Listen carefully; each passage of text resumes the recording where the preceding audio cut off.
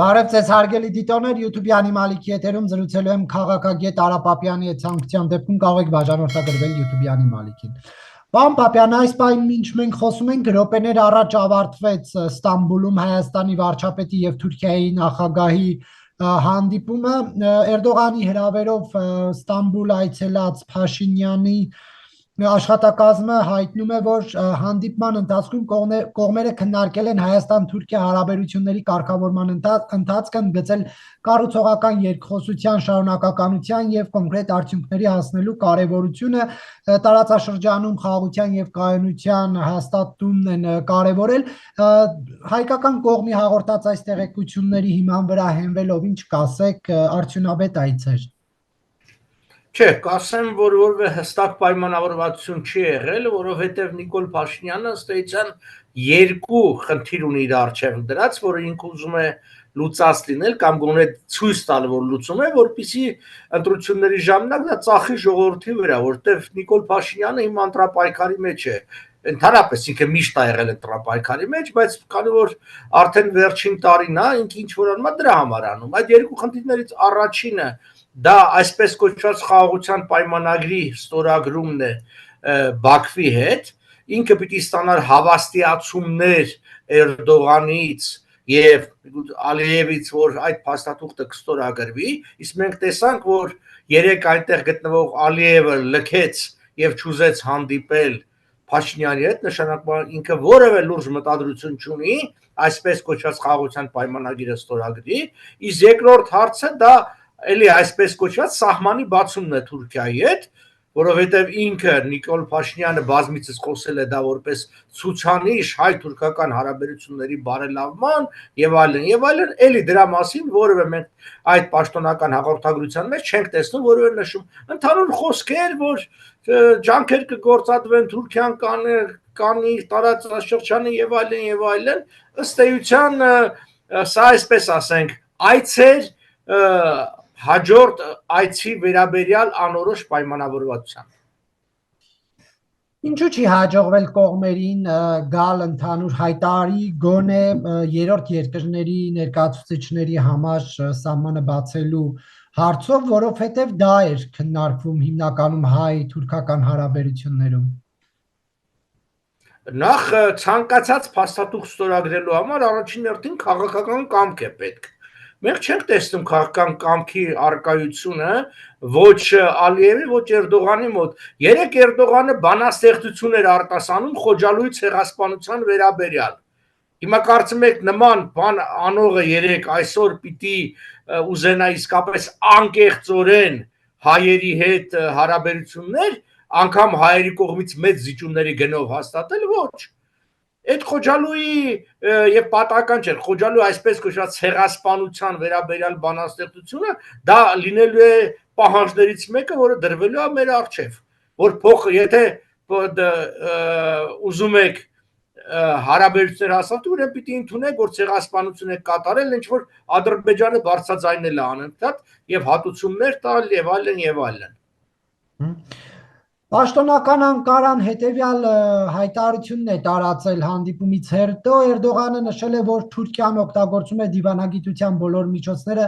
ոչ միայն Կովկասում, այլև ամբողջ տարածաշրջանում կայունություն հաստատելու համար եւ որ շարունակում է կարևոր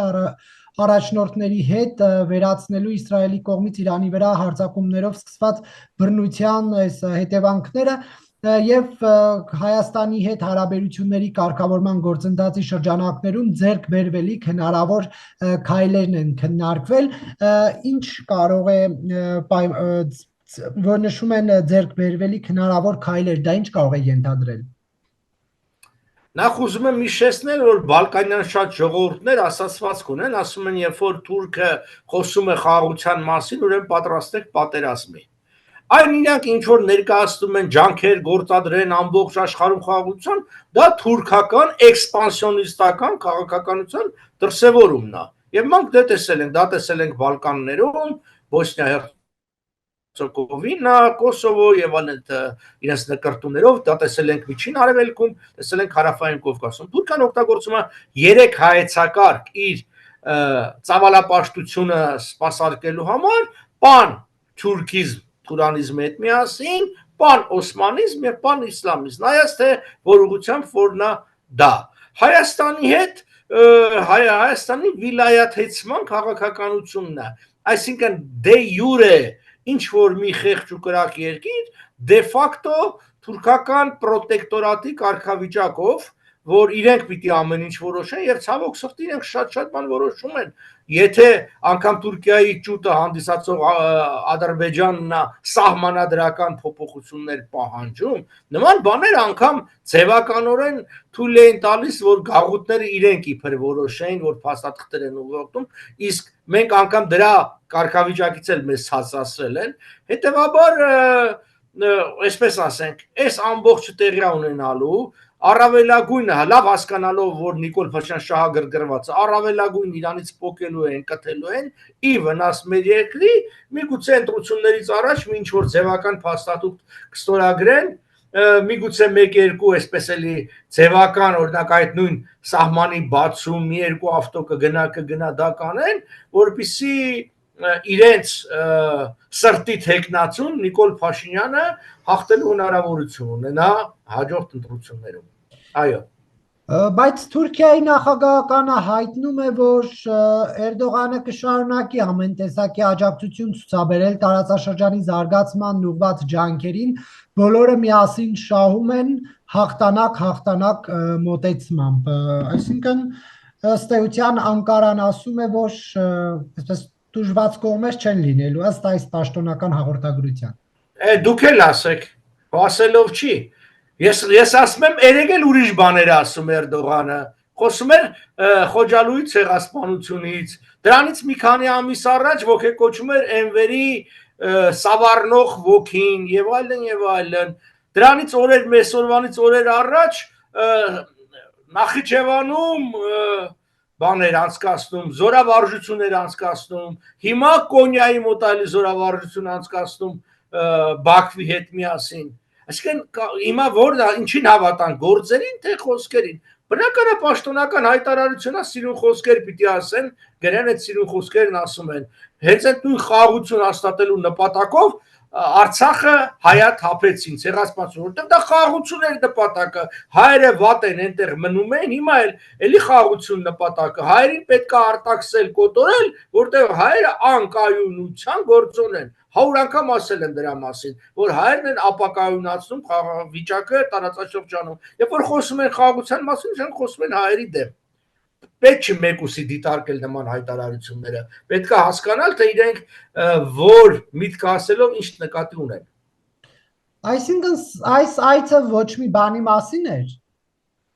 Այս այցը կրկնում եմ Նիկոլ Փաշինյանի ցանկությունն է ընտրապայքարում ինչ որ մի դրական բան ըստ իրեն ցույց տալու, որովհետև արևմտյան ուղղությամբ ձախողված է, որևէ նվաճում չունի, չի կարող ասել, որ այսօր մենք մեր երկիրը ասենք դեպի արևմուտք ավելի շատ տնտեսական հարաբերություններ ունի, ինչ որ ռազմական ավելի շատ ինչ որ սերտ հարաբերություններ ձախողված է, նույնը ձախողված է Ռուսաստանի պարագայում, մնացել է Թուրքիան համոզում է թուրքերին, որ ես այսքան բան եմ արել ձեր համար, դուք էլ մի բան արեք իմ համար, քանի որ դուք շահագրգռված եք, որ ես մնամ իշխանությունում։ Կրկնում եմ, Նիկոլ Փաշինյանը ինչ անում է սեփական աթոռը պահպանելու համար։ Նրա քայլերը բնավ կապ չունեն Հայաստանի շահերի հետ։ Հասել է նա Ստամբուլում իր նպատակին։ Ոչ։ Կրկնում եմ, եթե հասներ իր նպատակին, գոնե հստակ խոստումներ կստանար, որ Ալիևը կստորագրի այսպես կոչված խաղաղության պայմանագիրը։ Այն, որ Ալիևը լքեց եւ չուզեց հանդիպել անգամ Էրդողանի հովանու ներքո Նիկոլ Փաշինյանը, թե ցուցանիշ է, որ չի ասել իր նպատակին։ Նաեւ այդ հայտարարության մեջ խոսք չկար Հայաստան-Թուրքիա սահմանի բացման վերաբերյալ, անգամ երրորդ երկրների անձինք չեն բանանում, որովհետև այս ամբողջ պրոթուրքական քաղաքականության ատաղցը հիմքը, որ ասում են, որ սահմանը կբացվի, Հայաստանը տնտեսապես կզարգանա եւ այլն, եւ քանի որ Արցախը դիտարկում էր խոչընդոտ հայ-թուրքական հարաբերությունների բարելավման, ըստ էության գնացին պայմանավորված պատերազմով Արցախին հանձնելու քաղաքականությանը այդքան մասը հաջող հանձնեցին, բայց դրա դիմաց ոչինչ չստացան։ Ինչպես Ռուսաստանը, երբ որ լիքը բաներ հանձնեց Ադրբեջանին, եւ Թուրքիան էլի բան չստացավ։ Թուրքական քաղաքականությունը շատ նենգ է ու խորաման եւ շատ արդյունավետ իրենց տեսակյունից։ Այնպես որ իրենք հաստատ 8 հատ Նիկոլի նման մեկին կտանեն ծովը ծառավ կբերեն։ Այդ Նիկոլը սեփական հարիվ ժողովրդին կարա խափի, հատկապես գյուղացիությանն ու մարզերի ժողովրդին, ասֆալտով ու ջրագծով ու հեքիաթներ պատմելով խաղաղության մասին։ Ինքը Էրդողանին ու Ալիևին չի կարող խափի հաստատ։ Նրանք ավելի թուրք են, քան ինքը։ Այո։ Բայց Էրդողանն էր հրավիրել Նիկոլ Փաշինյանին, այս դեպքում թուրքական կողմը ինչ շահեր հետապնդում։ Ես չգիտեմ, ես էլ ուրիշ լուր ունեմ, որ հայկական կողմն է խնդրել թուրքական կողմին, որ հրավիրեն։ Որտեղից գիտեք, որ Էրդողանը հրավիրել է սեփական կամքով։ Հայկական կողմն է ոտերն ընկել, որ հրավիրեք գանք, որ այս բանն անենք։ Այո։ Բայց այնուհանդերձ, եթե Էրդողանը այդ քայլին գնացել է, ինչու։ Այսինքն Էրդողանը այս գնալով ինչ է արել ինքը, ինչ է կորցրել։ Անկամ ինքը Անկարայում չի ընդունել, այսինքն որպես երկրի Ստամբուլում է ընդունել, սիրուն այսպես ցույց տալով Օսմանյան փառքը, Օսմանյան զինվորների արչև գլուխը խոնարել տալով եւ այլն եւ այսինքն ինչու չպետք է իրավիրել, ինչ է կորցնում։ Ինքը նույն ցանով տրորես նաեւ բանա Պուտինի քիթը, այ որ դու չես կարողանում վաղուց այս երկուսին իրար հետ բան անես, իսկ երկուսն էլ ին ոտն են գալիս։ Բա քիչ բանա։ Մայիսին չգնաց Ալիևը Մոսկվա անտեսեց, բայց ասեն գնաց Ստամբուլ Էրդողանին հանդիպեցի։ Այստեղ միայն նաև պիտի դիտարկել հայ-թուրքական հարաբերություններից դուրս Էրդողանը նաև սեփական, ոնց որ ասած, անձնակարևորում եւ Թուրքիանակարևորում սրանով գումարած նաև ինքը նաև ուղերձներ է ուղարկում հայկական կառույցներին, այսինքն լինի դա Սփյուռքում, Հայաստանում պատահական չէ, տեսեք, ուրեմն Նիկոլ Փաշինյանը այսօր հայ եկեղեցու դեմ արշավ է սկսել, ինչ էլ ուզում ասի, դա հայ եկեղեցու դեմ վարկաբեկման արշավ է, որտեղ այո թերություններ կան, շատ թերություններ կան, դա հանգիստ կարել էր անաղմուկ լուծել եւ այլն, բայց հարգալից հանդիպում է գնում ունենում այդտեղ ինչ որ մսկիթների իմամների հետ, իսլամ հոգևորականների հետ, դա էլ ուղերձ է, չէ՞։ Այո։ Դուք որ ասում եք տրորեց, հա, այս այցով Էրդողանը, այս հանդիպումներով տրորեց Վլադիմիր Պուտինի քիթը, դա ինչ է նշանակում, ինչ հետևանքներով։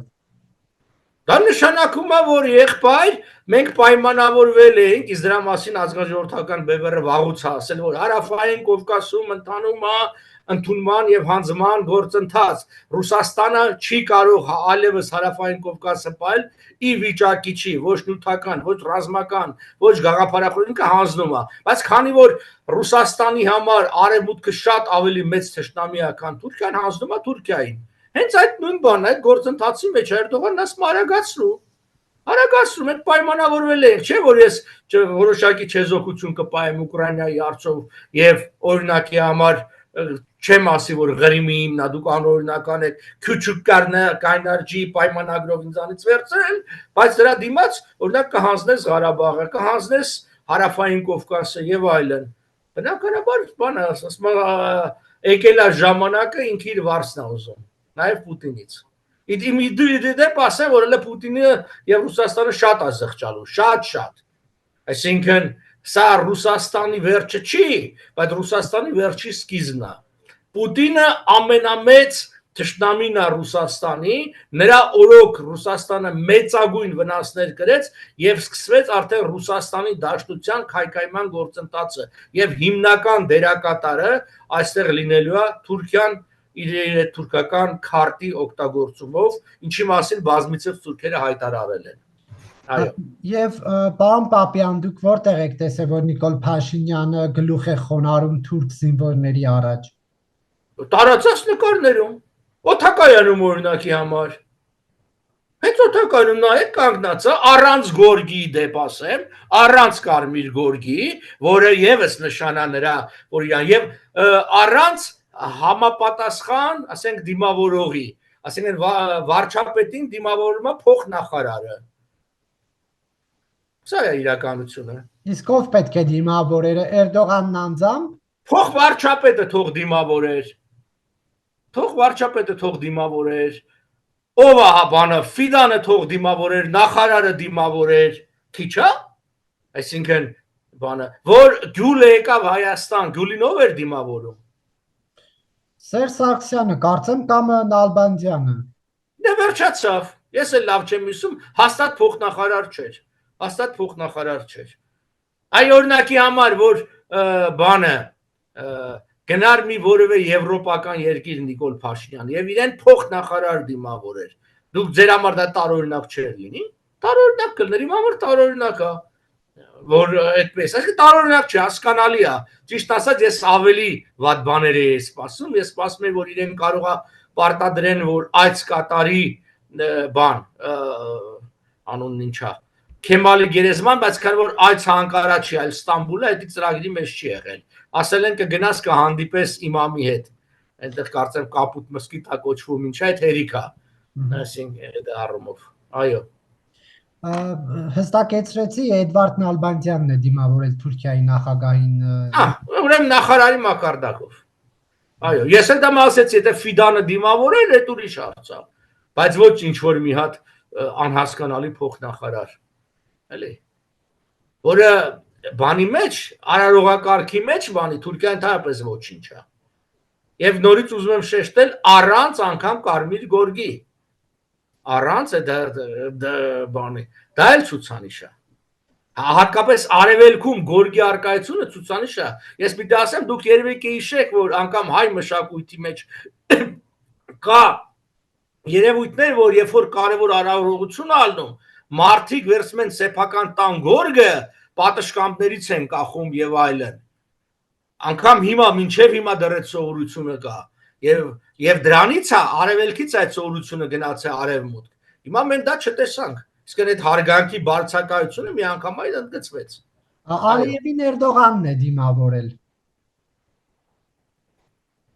Դուք ասացիք, տեսակ, դուք ասացիք։ Հատկապես պիտի հաշվի առնել, ես նայում եի Associated Press, Reuters-ը եւ այլն չեն գրում, բոլորը օգտագործում են rare, հազվագյուտ, հազվադեպ այցա, պատմական այցա, դա էլ ասում է բանը, եւ թուրքական եւ հայկական կողմը։ Եթե սա պատմական այց է, այսինքն չէր կարելի այդ պատմականը մի քիչ այնպես կազմակերպել, որ ցույց տալ բարյացկամություն։ Ի վերջո Հայաստանն է հայ-թուրքական հարաբերությունների մեջ տուժած կողմը։ Հայաստանի տարածքներն է առ այսօր Թուրքիան օկուպացված պահում եւ ոչ թե Հայաստանը Թուրքիայի։ Թուրքիան է հայերին կոտորի եւ ցեղասպանություն իրականացրել եւ հարյուրավոր միլիարդավոր դոլարների մեր գույքը Իրանով է արել, այդ թվում հայ եկեղեցու գույքը եւ այլն եւ այլն։ Այդպես որ Թուրքիան այստեղ պիտի լիներ ավելի պատրաստական։ Չենք տեսնում, որովհետև Հայաստան հայտնվել է մի վիճակի մեջ, որ իրանք հասկանում են ոնց ուզեն Հայաստանի հետ կխաղան։ Այո։ Պարոն Պապյան, չնայած միջև ներքաղաքականին անդրադառնալը, Փաշինյանի այս դիմավորման կադրերն եմ նայում, փիրուզագույն գորգ է, սա արդյոք ինչ-որ նշանակություն ունի, թե պարզապես դա իրենց սովորությունն է։ Չգիտեմ, չեմ կարա գորգի գույնի համար ասել, պետքա մի հատ համեմատել, նայել, տեսնել մյուսները ոնց է, որպեսզի մեկնաբանություն լինի։ Ամեն դեպքում, այսպես ասենք, փոխնախարարի մակարդակով Հայաստանի գործադիր իշխանության ղեկավարին դիմավորելը, ես կարծում եմ համարժեք չէր, սխալ էր։ Կամ ցուցանիշ էր ոչ հարգալից վերաբերմունքի։ Այո։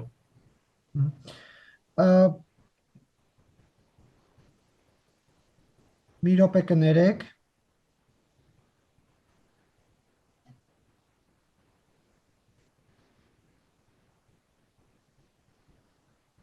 Ես այս ընթացքում փորձում էի հասկանալ Ալիևին ինչ գորգով են դիմավորել, բայց Ադրբեջանի նախագահականի տեսանյութում դա չէր երևում։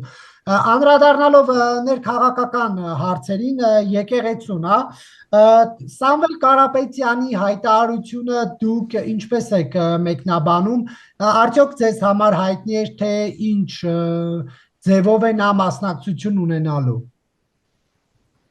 Նախ ուզում եմ ասել, որ անձամբ ես չեմ կիսում Սամվել Կարապետյանի քաղաքական հայացքները, աշխարհակական կողմնորոշման եւ այլն այդ ռուսական ուղղությունը բան դրանով հանդերձ ես կարծում եմ այսօր ինչ որ կատարվում է Սամվել Կարապետյանի դեմ դա քաղաքական հալածանք է որովհետեւ այդ հայտարարությունը որ եթե չգիտեմ քաղաքական գործիչները չկարողանան խնդրի լուծել մենք մեր ձևով ինչ որ կլուծեն կամ կմասնակցենք այդ լուծմանը դրա մեջ որևէ հակապետական հակաօրինական չկա ինչ որ փորձում են դրա մեջ տեսնել որ սահմանադրական իշխանությունը տապալելու կոչեր եւ այլն դարապես դեռ կոչ չկա դա հալածանք է ակնհայտորեն հալածանք է ուղղակի պետք է հասկանալ թե սրա դրդապատճառներն ինչ են սա դրդապատճառները կարող է լինի սկսած նրանից որ Նիկոլ Փաշինյանը քաղաքական դաշտ է մղում Սամվել Կարապետյանին սրանով իր գործողություններով վերջացած հակառակը որ ինքը այնքան է վախենում որ փորձում է եւ իրան կորցրել է այսի ռեպրեսիվ ապարատի օգտագործումով հակառակն անել հարցը հետեւյալն է ես առաջի հարցի մասին խոսելիս ասացի որ Նիկոլ Փաշինյանը ընտրապայքարի մեջ է այդպես էլ դիտարկեք այսօր ինչ որ Հայաստանում կատարվում է Նիկոլ Փաշինյանը ուշք ու միտքը ընտրապայքարն է այդ բանը որ այ եկավ ինքը Մոսկվայից եկավ ոնց որ ասած աթոռսին Տակիստանելու եւ այլն Սամվել Կարապետյանը ինքը չի կարող անձամբ չի կարող որտեղ այդտեղ սահմանադրական օրենսդրական սահմանափակումներ կան երկխաղացության հարցի վերաբերյալ բնակչության եւ այլն բայց աջակցել կարող է ասենք պրոռուսական անդիմությանը եւ ես կարծում եմ ինքը առանց դրա էլ կաջակցեր այնպես չի եթե մարդ այդքան բիզնես ունի Ռուսաստանում իրան կանչում են եւ ասում են ինչպես արեցին Ռուբեն Վարդանյանի հետ ինչպես բոլորի հետ են վարվում Արա Աբրամյան չգիտեմ մյուսի կանչում են եւ ասում են գրպանները լայն կբացեք եւ ընտրություններին կաջակցեք կֆինանսավորեք պրոռուսական ուժերին դա անելու էր կրկնում եմ ինձ համար այդ ուղղությունն ընդունելի չի ես դեմ եմ դրան բայց նաեւ դեմ եմ որ նման արտահայտությունների համար մարդկանց երկու ամսով կալանավորում են միգուցե կալանավորում են որպեսզի նրանից քաղաքական կերպար ստեղծեն քաղաքական հալածյալ ստեղծեն չգիտեմ պետք է ապրենք եւ տեսնենք բայց ամեն պարագային սա ժողովրդավարության բաստիոնին բնորոշ բան չի այո դուք ինչ եք բայց ենթադրում մասնակցության ձևը լինելու է այդ ընտրություններին պրոռուսական ուժերին ֆինանսավորելը բնականաբար այսինքն եթե ինքը չհայտարարել կարող է չգիտենք որ ինքը ֆինանսավորել էր կամ մյուսները բոլոր Ռուսաստանի հայ օլիգարխները միշտ էլ ֆինանսավորել են պրոռուսական ուժերին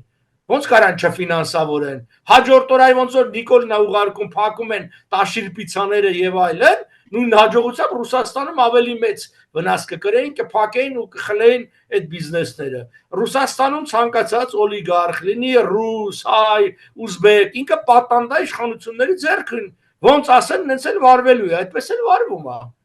ուղղակի ես իմ տպավորությունն է նա որ Սամվել Կարապետյանը իսկապես այն մարդը չէր ուզում քաղաքականության մեջ մտնել հիմա այս հանգամանքները մի տեսակ իրեն դրան են տանում հիմա Նիկոլ Փաշինյանը սանում անխելքության պատճառով թե Պուտինի հրահանգով է անում որպեսզի Սամվել Կարապետյանը այլևս հնարավորություն չունենա չի ասելու չգիտեն կյանքը ցույց կտա բայց մի բան պարզ է որ այս քայլը անելով քաղաքականացնում է Սամվել Կարապետյանի կերպարը այո Դուք որ նշում եք գործարարները պատանդ են Վլադիմիր Պուտինի ձեռքին Ռուսաստանում նկատում եք նաև Սամվել Կարապետյանին բոլորը առանց բացառության ինչա Խադարկովսկում կարա նստեցնի չգիտեմ Բերեզովսկու գլուխը կարա ուտի մուսի այդ Սամվել Կարապետյանն ինչ դառա որ պատանդ չլինի բոլորը այնտեղ չկա մեկը եթե Պուտինը իր մանկության ընկերներին իր հետ հարազատ 10-12 միլիարդ դոլար ձեռից խլում է այսինքն Սամվել Կարապետյանի 3 միլիարդն ինչ է բանը ձեզ օրինակ Ռուբեն Վարդանյանը ձեզ օրինակ չխլեցին իր ունեցվածքը Նաբերեժնի Չելնիում գործարանը ոնց խլեցին Սիրուն իր ձեռից երբ որ ինքը բանտում էր բանի Կամազի գործարանը եւ այլն այն ինչ որ էլ մամուլում է եղել իսկ այն ինչ որ մենք չգիտենք խլել են մամուլում երկու բանի մասին է եղել մեկը եղել է բանկի մասին ամենը մյուսը բանի Թաթարստանում գտնվող եւ ով խլեց Թաթարստանի նախագահի տղան Հիմա հարց կարող է Թաթարստանի նախագահի տղան առանց Պուտինի համաձայնությամբ այդ բանն արել, չէ։ Ուղղակի սա իրականություն է եւ սրա մասին շատերը թվում է դեռ 90-ականներին էին ասում, որ սիրուն կթողեն, որ հայերը ոնց որ ասած աճեն թփրոշանան, հետո երբ որ կգա մորթելու ժամանակ հաթաթ մորթելու են։ Լևոն Հայրապետյանին խլեցին այդ ամբողջը, Վարդանյանից Ռուբեն խլեցին, մասամբ Սամվել Կարապետյանից եւ հերթով, այս ինչ որ մենք անգամ իմանում ենք, որտեղ իրանք ավելի այսպես մեծ կապիտալիտեր են, բայց ինչքան հարյուրավոր մարդկանց ձեռից խլում են, որ մենք չենք իմանում, սրանք ասում են։ Դրա համար էլ ես ասում եմ Հայաստանի ապագան արևմուտքի հետ է։ Այդ թվում ազգային բուրժուազիան պիտի հասկանա, որ արևմուտքում սեփականությունը օրենքով պաշտպանված է, այնտեղ էլ լինում են իհարկե հազար տեսակի, չգիտեմ, խարդախություններ, խախտումներ եւ այլն։ Դա պարզ է, բանը, որ ասում եք գուցե Վլադիմիր Պուտինի ցուցումով է Նիկոլ Փաշինյանը Սամվել Կարապետյանին կալանավորել, բայց սա մի քիչ աբսուրդոտ տեղեկ բան չի վարկած, որովհետև ոնց կարար մեկ երկրի նախագահ զանգեր մեկ ուրիշ երկրի ղեկավարին ասել այսինչ գործարարին կալանավորի։ Չէ, դուք մի քիչ Նիկոլ Փաշինյանի մեծ կարծիք եք ուրիշ նախագահ։ Եթե զանգելա ոչ թե Պուտին, այլ Պուտինի 100-րդ օգնականի տեղակալը եւ ասելա, որ մենք բան ենք անելու, նոր տեխնացու ունենք Ռուսաստանի, որովհետեւ մեկը բանտում է, Ալիևը բաց չի թողնում, մյուսը անցողիկ չի, նախքին նախագահ բան, հետեւաբար նոր տեխնացու պիտի լինի։ Այս մարդը քաղաքական կերպար չի, որովհետեւ այս մարդը քաղաքականացվի։ Ես ասում եմ, դա ենթադրությունից մենք քաղաքականացվի, ուրեմն ինքը քաղաքական դրդապատճառով պետք է մի երկու շաբաթ բան լինի կամ մի երկու ամիս բանտում լինի։ Ոնց է, շատ կարող է ձեր բաներ չի եղել, թե սա առաջի դեպքն է։ Պարզապես որ Սամվել Կարապետյանը ցանկանար քաղաքականություն մտնել է առանց այս իրադարձությունների կմտներ մի անգամից։ Բայց ինքը քաղաքական կերպար չի, ինքը պիտի քաղաքականանա, ինքը այդ հալածալի լուսապսակ այստեղ պետք է դնի գլխի վրա։ Դուք հասկանում եք, չէ՞ որ այսօր իր այդ ձերբակալությունը, հիմա կալանավորը լիքը մարդկանց իր շուրջը համախմբել է եւ իրան աջակցում են։ Ես որ չեմ կիսում իր հայացքները, ընդհակառակը դեմ եմ, հա, ասում եմ, չէ, այդ մարդուն սխալ են բռնել, բա քիչ է դա։ Ու իմ նման հազարավոր մարդիկ։ Դա սովորական, գիտեք ինչ է, KGB-ի սովորական քայլերից մեկն է։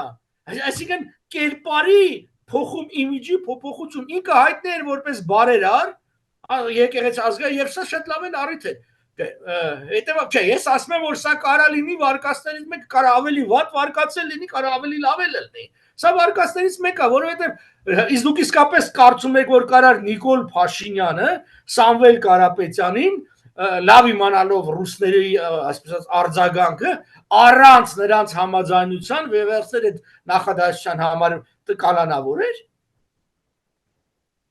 Դեպքում եթե դուք այդպիսի վարկած ունեք, որ սա կերպար ստեղծելու համար է, այդ դեպքում ինչու եք դատապարտում այս կալանավորումը։ Որովհետև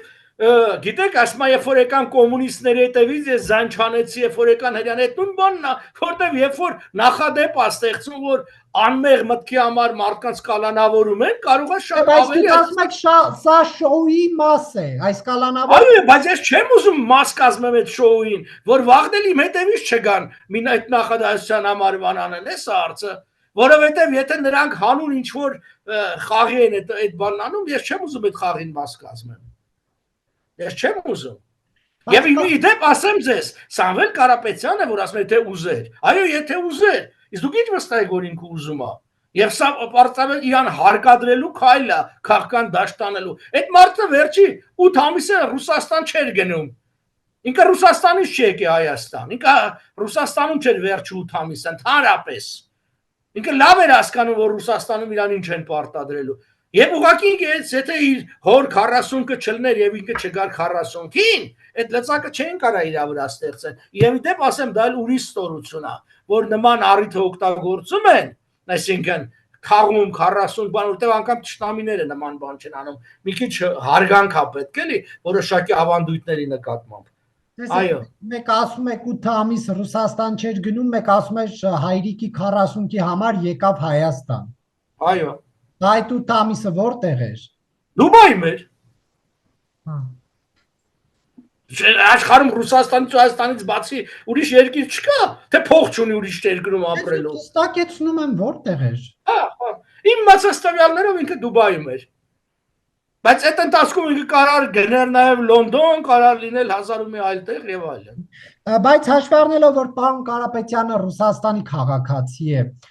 եւ մենք ճունենք այդ սահմանադրությամբ պահանջվող վերջի 4-5 տարին Հայաստանում մշտական բնակության հարցը, չհաշված որ դեռ երկքաղաքացիներին արդյոք падգամավոր վարչապետ դա էլ պետք է հստակեցնել, կարծեմ թույլ էլ չի տրվում առաջ։ Չէ, դա էլ չի կարելի։ Այո, երկքաղաքացիներին դա էլ չի թույլատրում։ Այս դեպքում այդ մարդուն բերել մի տարի է մնացել ընտրություններին, առաջի պլան, որ չի կարող տեխնացու լինի։ Ինչքանով է իրատեսական էս ձեր ասածը։ Մենք հարևան երկրում Իվանիշվիլի ունենք։ Ով է ղեկավարում։ Իվանիշվիլին է ղեկավարում։ Ինչ վատ տարբերակ է, այնտեղ փորձած աշխատող տարբերակ է, կարելի հայկական Իվանիշվիլին ինչ է եղել։ Ինչ բար Իվանիշվիլին ինչ որ պաշտոն է երբևէ զբաղեցրել։ Չէ,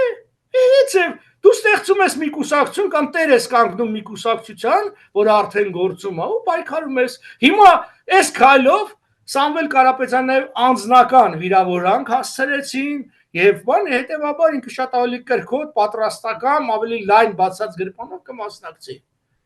Սա է հարցը, որտեղ ով պետք է լինեք, դուք նայեք Ռուսաստանի տեսանկյունից, ով է լինելու պրոռուսական ուժերի, այսպես ասած, առաջնորդը։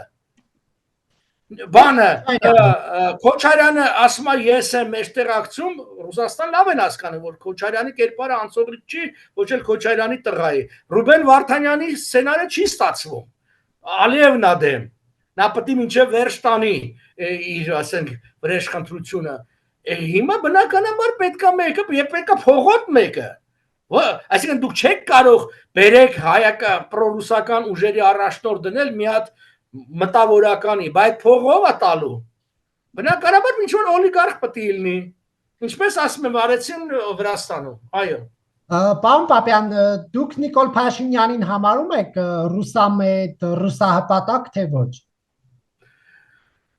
Այո, համարում եմ, բայց ես համարում եմ հետևյալը, մի րոպե, թուրքա-ռուսական։ Ինքը հիմա, այսպես է,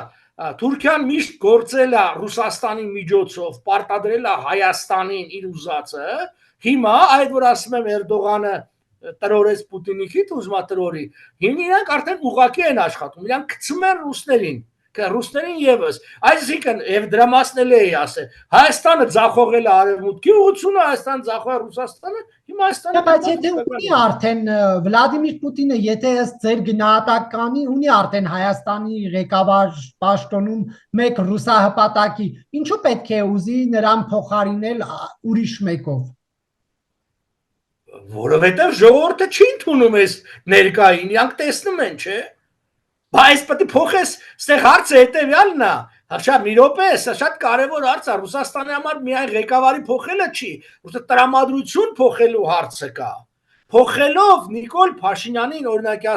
պայմանական ասած մեկով, որը իրանց մարդը կլինի, բայց դրական կերպար ունի, ներդրումներ, բաներ, իրանք ամբողջ նպատակը Ռուսաստանի փոխել ժողովրդի տրամադրվածությունը Ռուսաստանի նկատմամբ։ Իսկ քանի դեռ Նիկոլ Փաշինյանը կա, չի լինի փոխել, ոչ թե որ Նիկոլ Փաշինյանը պակաս ռուսամետ է, ուղղակի Նիկոլ Փաշինյանը բոլոր հարցումները, իրանց հարցումներն են ցույց տալու բաննել, Նիկոլ Փաշինյանը ժողովրդը պարզապես ատում է։ Ուրիշ բան որ էլի Նիկոլ Փաշինյանը որպես իշխանություն, սկսած միշտ իշխանությունն է աղտել ընտրություններում, ոչ մի բացառություն չի եղել։ Թող գլուխ չարթուկեն ընտրյալ վարչապետ բան, ընտրյալ չէ, դու վարչապետ ես դառել փողոցով, հետո էդի ձևակերպել ես ինչ որ մնացած բոլոր առընտրություններով ես ձևակերպել։ Հետևաբար նույն սցենարը փորձում են հիմա անել։ Նիկոլ Փաշինյանը արդեն սպառված տեխնացու է, այսպես ասենք։ Ինքը իր դերը խաղացել է։ Դրա համար Նիկոլ Փաշինյանը դա լավ է հասկանում, հիմա պապայա մանգալի թռնում է Էրդողանի գիրկը։ Եթե իրան հնարավոր լիներ առանց Էրդողանի, այսինքն Ռուսաստանի միջոցով մնալ իշխանությանը կմնար, բայց ինքը հասկանում է, որ ինքը չի կարող լինի Ռուսաստանի թիվ 1 տեխնացում։ Իրան հանդուրժում են մինչև հաջորդ ընտրությունները, բայց ինքը չի կարող լինել Ռուսաստանի տեխնացում։ Այո։ Եվ ձեզ Սամվել Կարապետյանը որ ուժին կվերցնի իր հովանու ներքո։ Չգիտեմ, Ես անգամ չգիտեմ ինքը կուզի այդ վերցնել թե չէ, որտեղ ինքը լավ է հասկանում, որ ոնց որ ասած շատ բարդ խաղ է, շատ բարդ խաղ է, որովհետև դա իադեմ նաև բաներ կա, չէ, չմոռանանք Ադրբեջանի մեղադրանքը կա, կարծեմ 21 թվականից եւ այլն, խրետ էլ կա, այդ մարդկանց դրել են շատ ծանր կայացության մեջ, վրաները լծակներ ունեն, բա ինք ինչի Ռուսաստան չէր, որտեւ իրենք հասկանում են, վախենում են, որ ոչ մի վստահություն չկա Ռուսաստանից, բավը Ռուսաստանն ու Ադրբեջանը 22 թվականի ստրատեգիական գործընկերության հռչակագիր են, չէ՞, ստորագրել, որոնցից կետը այդ բան, բավը բռնեն ու հանձնեն բանին, Ալիևին բռնեն ու հանձնեն Չէ, դե Ռուսաստանը քաղաքացուն չի հանձնի այլ պետության։ Ինչի՞ չի հանձնի։ Ինչի՞ ով ասես չի հանձնի, քիչ է հանձնել։ Կզրկի քաղաքացիությունից կհանձնի։ Հատկապես 1000 տեսակ այդ ձևի օրենքներ են բանանում, ոչ միայն քաղաքացիությունից զրկելու, այլ նաև ունեցվածքները պետականացնելու եւ այլն։ Այդ Ռուսաստանն է։ Ոնց ուզեն, այնց էլ կվարվի։ Ուղղակի խասմա գին տալուց է։ Հենց ռուսերեն ասենք, ասում է, что нельзя за деньги, можно за большие деньги։ Այնպես Ռուսաստանում մեծ փողերը ամեն ինչ էլ անում են։ Այսինքն միջև 26 թիվ թեժ իրավիճակներ են ներքաղաքական սպասվում։ Բնական է, որ դրա մասին բազմից են խոսել եւ կարողան ցելի, որ 26 թվականի ընտրություններին այս վիճակը չհասնի։ Այդ էլ կա, դա էլ կա։ Արտահերթ լինի։ Իհարկե արտահերթ լինի։ Եվ արտահերթը կարող է լինի երկու ձևով։ Արտահերթ կարող է լինի ընդդիմության ճնշման ներքո, բայց արտահերթ կարող է լինի նաև իշխանության ցանկությամբ, ոնց որ նախորդ անգամ արեց, որտեվ իշխանությունը միշտ ավելի պատրաստ է ընտրությունների եւ այսպես ասած վանանի անսպասելիորեն արտահերթ ընտրություններ անցկացնի խորհրդարանի իր ձեռքում, հա, որովհետեւ մյուսները չհասցնեն կազմավորվել, կազմակերպվել եւ այլն։ Շնորհակալություն, պարոն Պապյան, հարցազրույցի համար։ Խնդրեմ։